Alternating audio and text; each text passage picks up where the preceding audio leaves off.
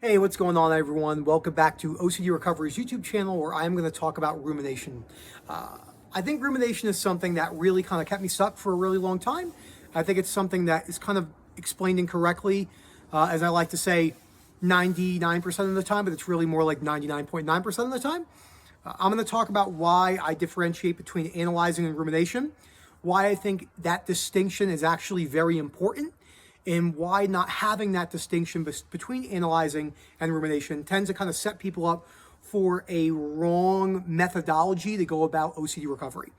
Before I go any further, please subscribe. Please also go to our playlist, our acceptance playlist. There's like 200 plus videos in there where we talk about rumination a lot. We actually might have a separate rumination playlist, but I definitely would recommend checking out the acceptance playlists and looking at fear, and then breaking that down. So first of all, why do I like to differentiate between analyzing and rumination? I'm going to give a very basic example I give to lots of people in the webinars and the coaching services and the WhatsApp groups. And I think it paints a very good picture of what's actually happening and why we make the wrong mistake of trying to tackle rumination. Something you'll never hear Rob and I say ever, or anyone else at OCD Recovery. We never talk about going at rumination because that's going at a symptom, and the main thing is the fear. So analyzing looks like this. Simply, you have ROCD, health OCD, and with the ROCD, you're out to dinner. A waitress goes by, and you're thinking, "Oh my gosh, she looks so attractive. She's so much better." And then what you do is you try to figure that out. In that moment, as you're eating your dinner, you're literally trying to solve a math problem. With the health OCD, the doctor's telling you that everything's going to be okay because they have no idea you have OCD. And doctors do what they do best, is reassure you. That's part of their job. They're not out to get you. I'm talking about like a primary MD in a hospital or an urgent care. And then you are on the way home and you're like, what about this? What about that? What about this? That is analyzing. You are actively engaging in analyzing. Now, what is the difference? And there is a gray area, right? There is a lot of combination in this. This is rumination, okay? You are walking down the street with health OCD and you see a mole on you and you go, boom, it's like the furnace turns on and the anxiety takes over you. Intrusive thoughts, images, you just see your life ending. Oh my God, the world's ending. With our OCD, you're out, the waitress goes by, man, she looks really pretty. Oh, she might be so much better than my wife. And oh, what if I had a life with her? That automatic rumination, existential solipsism. You're not feeling too bad. You're playing the video game, and then boom, as you're playing the video game, you just get this full depersonalization, derealization, comes in with 100%, right? I always talk about the 0 to 100. It's like the furnace, right? You're sitting in the furnace, you're waiting for it to be turned on, and then boom, someone turns it on, you're just engulfed in flames. It's like being on a rocket shooting the outer space, right? You're like waiting for it, boom, and you blast off.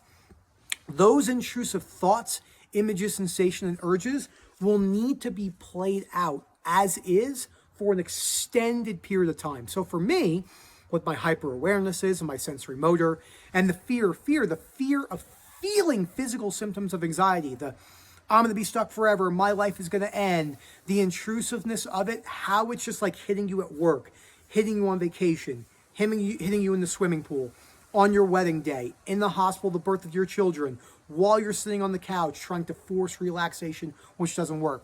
That intrusiveness of that intrusive rumination is firing because your core fear has not been worked on in the way that we think it has.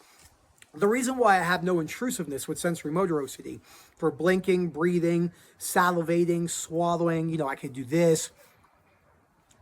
I get as much saliva in my mouth, blah, blah, blah, blah, blah, blah. The reason why I can do all that is because the fear cycle no longer is present. It doesn't mean that if it came back full force, I wouldn't be pissed, because I was. There's a very big difference between acceptance, meaning agreement. Great video on the YouTube channel that Kirsty goes into about a year ago. Such a great video. Really need a good understanding of acceptance doesn't mean agreement. That way you can learn how to, I can allow rumination to be there. I can allow my mind to ruminate because the core fear hasn't been worked on. Now, the biggest mistakes I see with rumination, again, remember the differentiating between analyzing and ruminating, and again, they do cross. It's like Medusa's hair, right? They're just going all over. It's like a web, a spider web. But a lot of the rumination is happening because you're scared. How do I know this? Because I have no fear cycle with sensory motor, and there's no intrusive thoughts, images, sensation, urges relating to sensory motor / hyper awareness at all, because the core fear is this.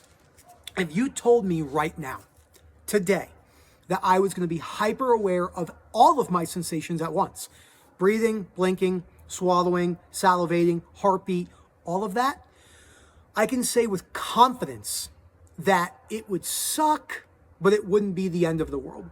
And I could do everything I want to do. That is the key to breaking down the worst case scenario. That is the key. That's why there's no cycle there.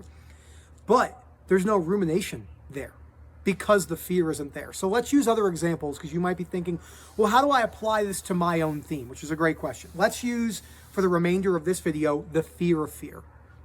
The fear of being stuck forever, the fear of going backwards, and the fear of developing a new theme. Let's say the fear of being stuck forever. So it doesn't matter what theme you have. It could be ROCD, harm OCD, POCD, whatever it may be. That is going to fire with all sorts of intrusive thoughts, images, sensation, urges, again, whilst you are experiencing your just daily life. The gym, work, cooking, feeding your children, walking your dogs, all the other things. That is going to fire with the fear of being stuck forever and the realness of that intrusiveness as you're going throughout your day. So I didn't want to make this a really long video. I kind of just wanted to pop on here and just talk about rumination real quick. I didn't have a plan for this by any means, but I do think it was really important to jump on here and talk about this. We have a lot of great webinars coming up. If you're interested in any of our webinar services, please email phil@ocdrecovery.com and just let me know what you think about it. And this is really good. So thank you so much for watching. And as always, have a great day.